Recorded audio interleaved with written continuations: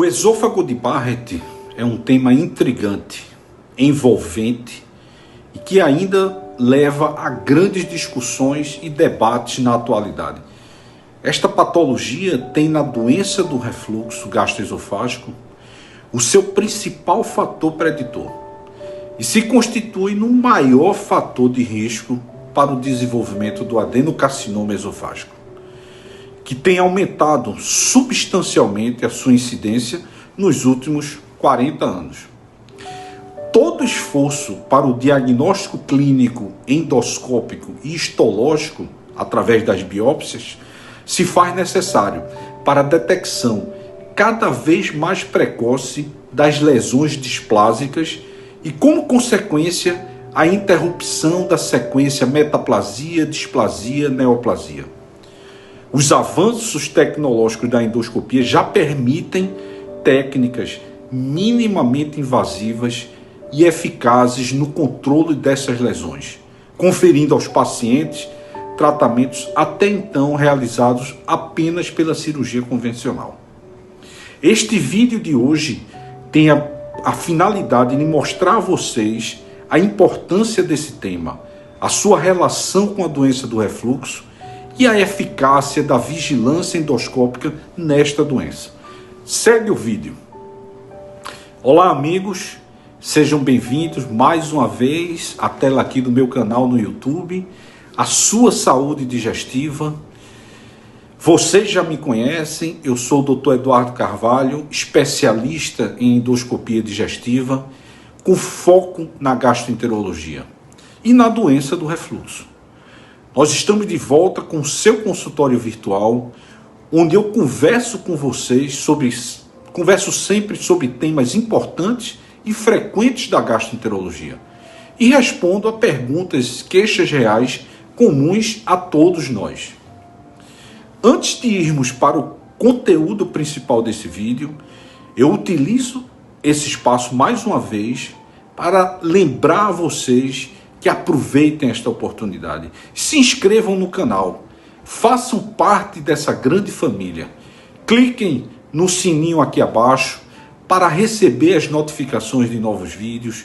Curtam os vídeos, compartilhem, deixem os seus valiosos comentários e depoimentos para que o YouTube perceba que este conteúdo é muito importante e, de uma certa forma, dissemine cada vez mais o conhecimento sobre essa doença, que é a doença do refluxo. É muito importante esta nossa conexão. O esôfago de Barrett tem se constituído numa área de grande controvérsia no meio médico. A sua definição precisa e prática tem variado bastante ao longo do tempo e em todo o mundo. Por definição, o esôfago de Barrett caracteriza-se por uma doença, um estado patológico em que a parede interna do esôfago, constituída pelo epitélio escamoso estratificado, que é o epitélio original do esôfago, é substituído por outro tipo de epitélio, o colunar metaplásico, com um tipo de célula denominada de célula caliciforme. Esse epitélio é semelhante ao epitélio intestinal. Esta transformação tem recebido atenção significativa porque é um fator predisponente ao adenocarcinoma esofágico, o câncer esofágico. A despeito do aumento da incidência e do mau prognóstico do adenocarcinoma esofágico, o diagnóstico do esôfago de Barrett e o tratamento da displasia é uma ponte importante para a prevenção deste tipo de câncer, que é muito agressivo. Estimativas sugerem a associação do esôfago de Barrett com vários fatores de riscos, como idade avançada, sexo masculino, o uso do cigarro, obesidade abdominal, a síndrome metabólica, a resistência à insulina e o microbioma. Todos esses aspectos também estão relacionados aos sintomas crônicos da doença do refluxo gastroesofágico. Na história natural do esôfago de Barrett, a doença do refluxo gastroesofágico tem um papel predominante e tem sido associada a um risco maior de desenvolvimento desta patologia. E mesmo com protocolos para vigilância endoscópica, a incidência do adenocarcinoma do esôfago vem aumentando substancialmente nas últimas décadas. Estudos na população geral, na estimativa de estimar a prevalência do esôfago de Barrett, a sua suspeita endoscópica, esses estudos encontraram muita resistência e foram significativamente influenciados por alguns aspectos, como, por exemplo, o tempo, influenciados pela região, pela própria definição da doença, influenciado por protocolos e tipo de estudos, todos esses fatores refletindo numa heterogeneidade nos dados e nas definições. Estas dificuldades traduzem-se em baixa precisão em determinar a prevalência desta patologia, que é um aspecto fundamental, pois, tendo o conhecimento dessa prevalência, atitudes direcionadas, personalizadas, poderiam ser tomadas desde programas educacionais até programas de triagem, com o objetivo de avaliar o verdadeiro impacto do esôfago de Barrett. Os dados são muito conflitantes. Para se ter uma ideia geral, numa meta-análise, em uma revisão sistemática, publicada na revista Digestive Disease, incluindo 46 estudos e compreendendo quase 120 mil indivíduos, ficou estabelecido a estreita relação entre os fatores como obesidade abdominal, síndrome metabólica e a resistência da insulina com o desenvolvimento do esôfago de Barrett. Embora essa patologia possa ocorrer em pacientes assintomáticos, sabe-se que é cerca de 2 vezes mais frequente em pacientes que apresentam sintomas relacionados à doença do refluxo.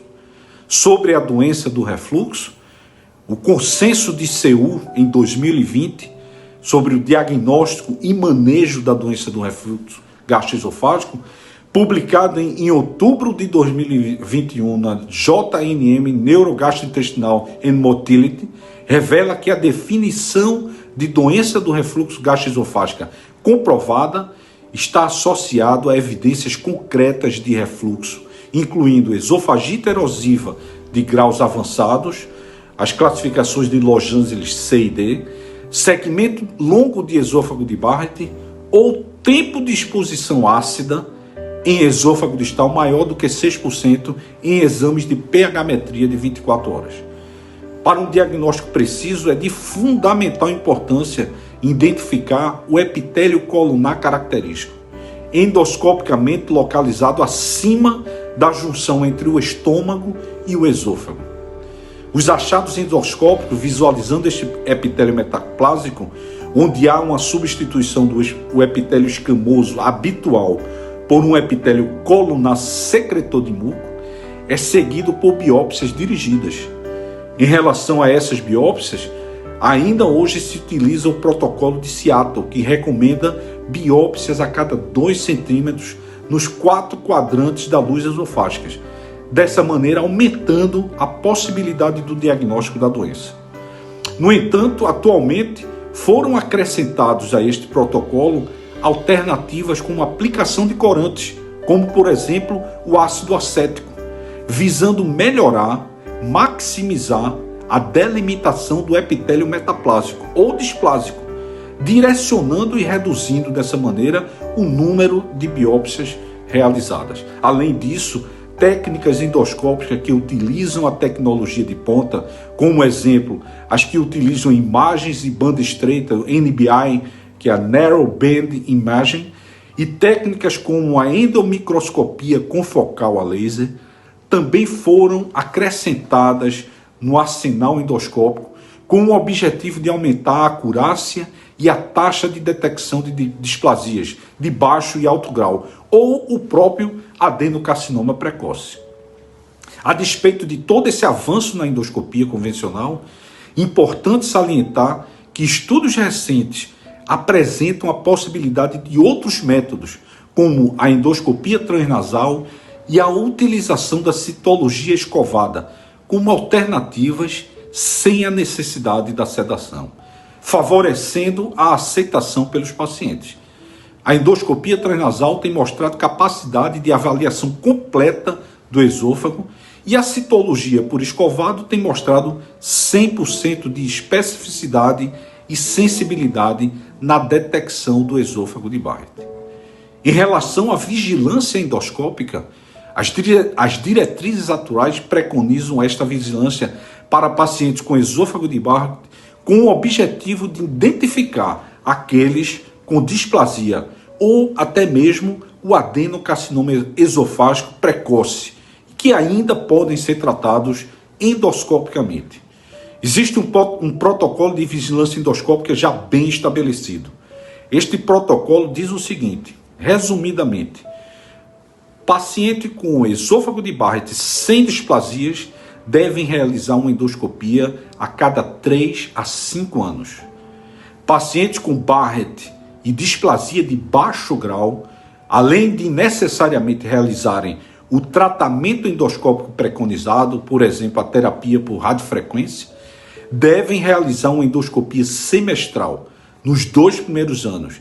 E caso não seja detectada recidiva da metaplasia ou displasia, uma endoscopia anual nos próximos 2 anos, seguindo posteriormente o protocolo padrão de uma endoscopia a cada 3 a 5 anos, caso permaneçam sem as displasias. Os pacientes com Barrett e displasia de alto grau, as diretrizes não recomendam o segmento, e sim um tratamento adequado, radiofrequência mais ressecção endoscópica, já que estas lesões têm um potencial elevadíssimo para a progressão para o adenocarcinoma esofágico. No entanto, ainda não está claro se essa vigilância endoscópica aumenta o tempo de sobrevida dos pacientes com esôfago de Barrett. Para confirmar esta afirmação, uma meta-análise publicada na revista Gastroenterology, uma revista de alto impacto e de muita importância, teve como objetivo examinar qualitativa e quantitativamente as evidências da associação da vigilância endoscópica em pacientes com esôfago de Barrett, com a sobrevida e outros aspectos. Apesar de várias limitações dos trabalhos incluídos, todas as sociedades de gastroenterologia atualmente recomendam a vigilância endoscópica em pacientes com esôfago de Barrett, visando realizar a detecção precoce da displasia ou do carcinoma esofágico na fase inicial, intraepitelial, que ainda pode ser tratado de maneira endoscópica. O estudo ideal para examinar se a vigilância do Barrett pode ser eficaz seria um ensaio randomizado, que está atualmente em andamento no Reino Unido.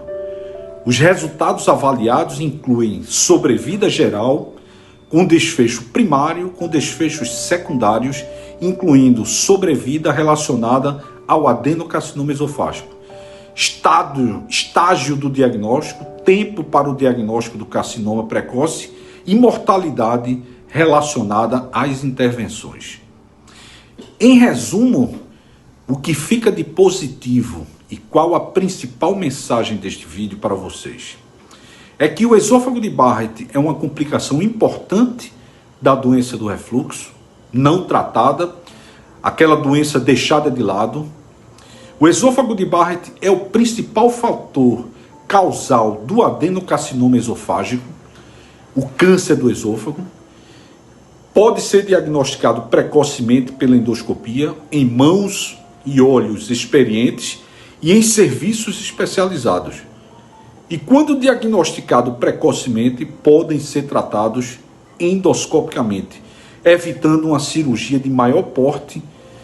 E, por fim, a vigilância endoscópica, seguida por protocolos bem estabelecidos, é o segredo da cura. Se você gostou desse vídeo, então salve, para que você nunca mais esqueça, para que você tenha mais conhecimento sobre a sua doença. Não deixe de divulgar para mais pessoas que sofrem desse mal e também vão se beneficiar com estas informações. Antes de finalizar, aproveita e vai também conhecer o meu perfil no Instagram, onde frequentemente publico conteúdos relevantes sobre os sintomas digestivos do nosso dia a dia e dou dicas e orientações muito importantes. Eu estarei esperando você por lá. Um forte abraço.